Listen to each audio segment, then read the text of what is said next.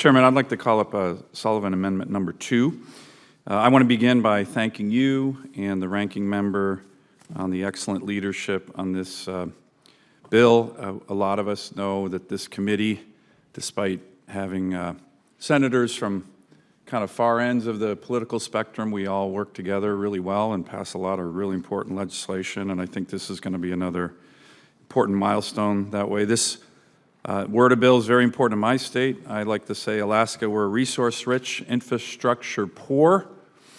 We have less road miles than Connecticut, and yet we're almost 120 times bigger than Connecticut. And so these pieces of legislation are really important.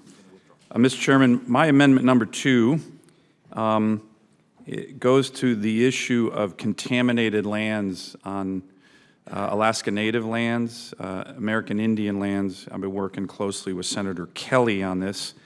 We had a really big land settlement in Alaska over 50 years ago called the Alaska Native Claims Settlement Act. Over 44 million acres, federal and state land, went to Alaska Native corporations, probably the largest Native indigenous land settlement in the history of the world. And yet, as you know, Mr. Chairman, a lot of that land was actually polluted. So the federal government gave Alaska Native corporations very polluted land. You and I worked together a couple of years ago, Mr. Chairman. I really appreciate that. Believe it or not, under CERCLA, the EPA was going to sue the Alaska Native corporations to clean up the land that the federal government had polluted. Pretty crazy. We fixed that liability issue. But the estimates of the cleanup just in Alaska are well over $10 billion. We need innovative solutions on how to clean up those lands. And that's why Senator Kelly and I introduced the Contaminated Lands Reclamation Act of 2024. This would provide applicants, whether Alaska Native corporations or Indian tribes in Arizona, an opportunity for innovative solutions on land cleanup.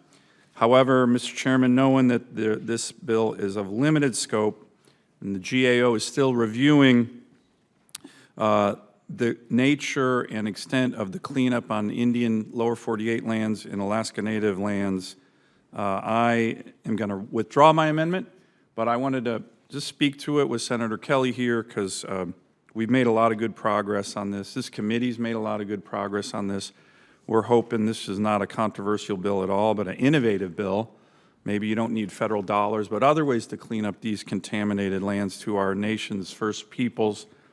But we are going to be respectful because we know the limited scope of this bill, and given that the chair and the ranking member asked that we withdraw it, we will withdraw it, but it's a really important bill for, I think, all of us, and I just wanted to speak to it. So with that, I withdraw Sullivan number 2.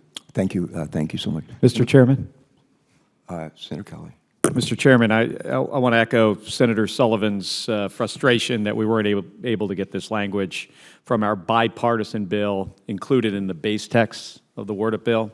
I understand that we're waiting for some GAO studies back from the prior WRDA bill related to this specific topic. And I agree that it's important that we get this policy right. So we get that. But tribal communities in Arizona, in Alaska, throughout the country have struggled with contaminated land for decades. So I hope that as this bill goes to the floor, we can continue to work on this issue because it is important to get this done. So thank you, Mr. Chairman.